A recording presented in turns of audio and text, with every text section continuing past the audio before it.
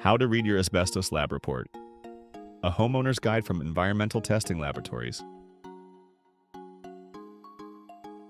Getting materials tested for asbestos can feel nerve-wracking. And once you get your results back, it's not always obvious what they mean. Don't worry, we're here to walk you through it step by step. Let's start with the basics. Asbestos is a group of naturally occurring minerals made up of tiny, flexible fibers.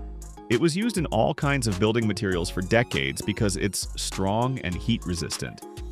But today, we know it can be harmful if disturbed and inhaled.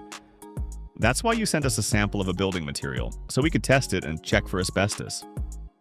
Now let's look at your report. The first page just covers your name, the address where your materials came from, your job ID, and the date of analysis. You might notice the logo at the top of the report doesn't match the one from your testing kit. Don't worry. Environmental Testing Laboratories is part of our parent company, Environmental Testing and Consulting. So your report is still coming directly from us.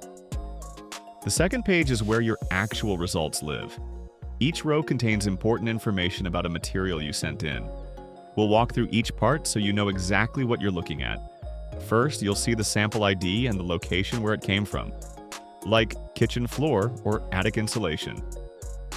We also note the analyst who tested the sample and the date we analyzed it. The description tells you what the material was, like tile, adhesive, or wallboard. Next up is the appearance section. This includes things like the color of the sample, whether it's fibrous, and whether it comes from a homogeneous area. In asbestos testing, homogeneous means the sample is made up of one consistent material, even if it includes different colors or textures. Percent fibrous tells you what percentage of the material was made of fibers like cellulose or fiberglass. Then percent non-fibrous is for mineral binders or other content. And percent asbestos is the big one. That's where we tell you if asbestos was detected and how much. If it says none detected, there's no asbestos in that sample. If it says trace, that means asbestos is present at 1% or less. And it's not considered an asbestos-containing material under EPA rules. It doesn't need to be professionally abated, but if you hire someone, OSHA rules still apply. If your report shows 1% or more positive, it's considered an asbestos-containing material, or ACM, under EPA guidelines.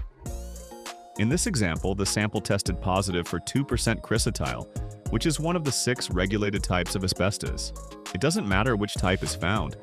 Any asbestos over 1% is still considered a positive result. If your sample came back positive for asbestos, your next steps depend on who you are. If you're a homeowner, firstly, don't panic. Asbestos-containing materials are generally not dangerous when left undisturbed.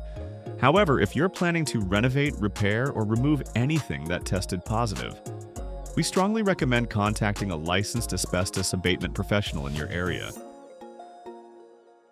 If you're a contractor, property manager, or business owner, federal asbestos regulations still apply, even if you used a DIY test kit.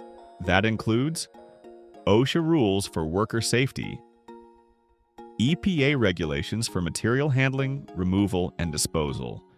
You're required to notify workers of any known asbestos risks, use proper containment and safety procedures, follow all applicable federal and state rules during renovation or demolition. You can learn more by visiting these websites or by contacting your state's environmental or labor agency. Still have questions or have a suggestion on how we can improve our service? We're here to help. Just reach out. Your feedback helps us make testing easier, clearer, and safer for everyone.